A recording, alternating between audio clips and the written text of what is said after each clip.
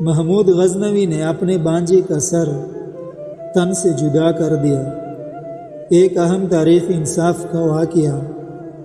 محمود کے عدل و انصاف کے بہت سے واقعات مشہور ہیں، جن میں سب سے زیادہ مشہور اور اہم واقعہ یوں بیان کیا جاتا ہے کہ ایک روز ایک آدمی محمود کے دربار میں انصاف حاصل کرنے کے لیے حاضر ہوا۔ جب محمود اس کی طرف متوجہ ہوا تو اس آدمی نے عرض کیا کہ میری شکایت ایسی نہیں ہے کہ میں اسے برسر دربار سب لوگوں کے سامنے بیان کروں۔ محمود فوراً اٹھا اور اسے اکیلے میں لے جا کر اس کا حال پوچھا۔ اس آدمی نے کہا کہ آپ کے بانجے نے ایک عرصے سے یہ روش اختیار کر رکھی ہے کہ وہ ہر رات کو مسلح ہو کر میرے گھر پر آتا ہے اور اندر داخل ہو کر مجھے کوڑے مار مار کر باہر نکال دیتا ہے، اور پھر خود تمام رات میری بیوی کے ساتھ ہم بستری کرتا ہے۔ میں نے ہر امیر کو اپنا حال سنایا، لیکن کسی کو میری حالت پر رحم نہ آیا، اور کسی کو بھی اتنی جرت نہ ہوئی کہ وہ آپ سے یہ بات بیان کرتا۔ جب میں ان سب سے مایوس ہو گیا تو میں نے آپ کے دربار میں آنا شروع کر دیا، اور اس موقع کے انتظار میں رہا کہ جب آپ سے اپنا حال بیان کر سکوں۔ اتفاق سے اب آپ میری طرف متوجہ ہوئے ہیں تو میں نے آپ سے اپنی داستان بیان کر دی ہے۔ اللہ تعالیٰ نے آپ کو ملک کا حاکم اعلیٰ بنایا ہے، اس لیے رعایا اور کمزور بندوں کی نگہداشت آپ کا فرض ہے۔ اگر آپ مجھ پر رحم فرما کر میرے معاملے میں انصاف کریں گے تو ذہن نصیب، ورنہ میں اس معاملے کو خدا کے سپرد کروں گا اور اس کے منصفانہ فیصلے کا انتظار کروں گا۔ محمود پر ان واقعات کا بہت اثر ہوا اور وہ یہ کچھ سن کر رونے لگا، اور اس آدمی سے یوں مخاطب ہوا کہ اے مظلوم، تو اس سے پہلے میرے پاس کیوں نہ آیا اور اتنے دنوں تک یہ ظلم کیوں برداشت کرتا رہا؟ اس آدمی نے جواب میں کہا، اے بادشاہ، میں ایک مدت سے یہ کوشش کر رہا تھا کہ کسی طرح آپ کے حضور حاضر ہو سکوں، لیکن دربار کے چوکیداروں اور دربانوں کی روک تھام کی وجہ سے کامیابی حاصل نہ ہو سکی۔ یہ خدا ہی بہتر طور پر جانتا ہے کہ آج میں کس تدبیر اور بہانے سے یہاں تک پہنچا ہوں، اور کس طرح ان چوکیداروں کی نظر بچا کر آپ کے حضور میں حاضر ہوا ہوں۔ ہم جیسے فقیروں اور غریبوں کی ایسی قسمت کہاں ہے کہ وہ بغیر کسی ہچکچاہٹ کے سلطانی دربار میں چلے آئے اور بادشاہ سے آمنے سامنے اپنی روداد غم بیان کرے۔ محمود نے جواب دیا، تم یہاں مطمئن ہو کر بیٹھو، لیکن اس ملاقات اور گفتگو کا حال کسی کو نہ بتانا، اور اس بات کا خیال رکھو کہ جب وہ سفاک تمہارے گھر میں آ کر تمہاری بیوی کے آبرو ریزی کرے تو تم فوراً اس وقت مجھے اطلاع دینا، پھر میں اس وقت تمہارے ساتھ انصاف کروں گا اور اس سفاک کو اس کی بدکرداری کی سزا دوں گا۔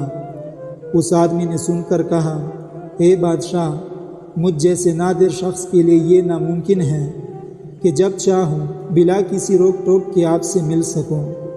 اس پر محمود نے اس وقت دربانوں کو بلایا اور ان سے اس شخص کو متعارف کروا کر دربانوں کو حکم دیا کہ جس وقت بھی یہ آدمی ہمارے حضور آنا چاہے، اسے بغیر کسی اطلاع اور روک ٹوک کے آنے دیا جائے۔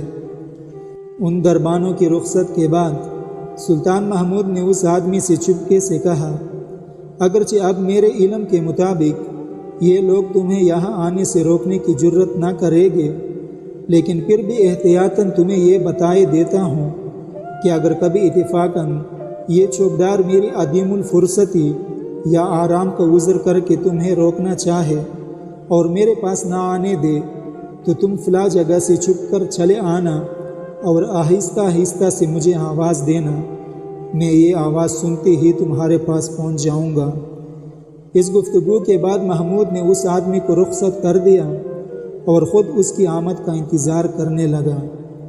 وہ آدمی اپنے گھر واپس آ گیا۔ 2 راتیں تو آرام سے گزری اور کوئی ایسا واقعہ پیش نہ آیا کہ اسے محمود سے ملاقات کی ضرورت پیش آتی۔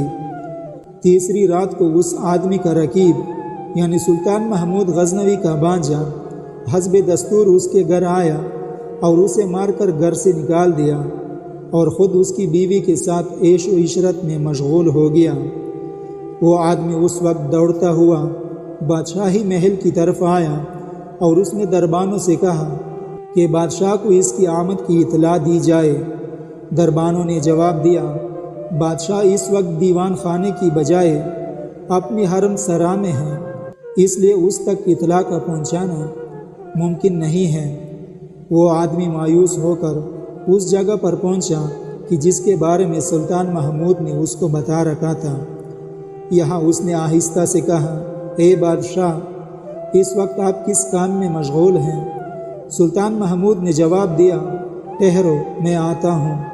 تھوڑی دیر کے بعد محمود باہر آیا اور اس آدمی کے ساتھ اس کے گھر پر پہنچا۔ وہاں جا کر محمود غزنوی نے اپنے آنکھوں سے دیکھا کہ اس کا بانجا اس غریب آدمی کی بیوی سے ہم آغوش ہو کر سویا ہوا ہے اور شمع اس کے پلنگ کے سرہانے جل رہی ہے۔ محمود نے اس وقت شمع کو بجھایا اور اپنا خنجر نکال کر اس ظالم کا سر تن سے جدا کر دیا۔ اس مظلوم شخص سے کہ جس کے گھر میں محمود آیا ہوا تھا، محمود نے کہا، اے بندہ خدا، ایک گھونٹ پانی اگر تجھے مل سکے تو فوراً لے آ تاکہ میں اپنی پیاس بجھاؤں۔ اس شخص نے فوراً پیالے میں پانی لا کر سلطان کی خدمت میں پیش کیا۔ محمود نے پانی پیا، اپنی جگہ سے اٹھا اور اس نادار سے یوں مخاطب ہوا کہ اے آدمی، اب تو اطمینان کے ساتھ آرام کر، میں جاتا ہوں، اور رخصت ہونے لگا۔ لیکن اس شخص نے بادشاہ کا دامن پکڑ لیا اور کہا، اے بادشاہ، تجھے اس خدا کی قسم ہے کہ جس نے تجھے اس عظیم الشان مرتبے پر سرفراز کیا ہے، تو مجھے یہ بتا کہ شمع گل کرنے اور اس صفاق کا سر تن سے جدا کرنے کے فوراً بعد پانی مانگنے اور پینے کی وجہ کیا ہے، اور تو نے کس طرح اس قصے کو ختم کیا؟ سلطان محمود نے جواب دیا، اے شخص، میں نے تجھے ظالم سے نجات دلا دی ہے اور اس ظالم کا سر میں اپنے ساتھ لیے جا رہا ہوں۔ شمع کو میں نے اس لیے بجھا دیا تھا کہ کہیں اس کی روشنی میں مجھے اپنے بانجے کا چہرہ نظر نہ آ جائے اور میں اس پر رحم کھا کر انصاف سے باز نہ رہ سکوں۔ پانی مانگ کر پینے کی وجہ یہ تھی کہ جب تم نے مجھ سے اپنی روداد غم بیان کی تھی تو میں نے عہد کیا تھا کہ جب تک تمہارے ساتھ پورا انصاف نہ ہوگا تب تک میں نہ کھانا کھاؤں گا اور نہ پانی پیوں گا۔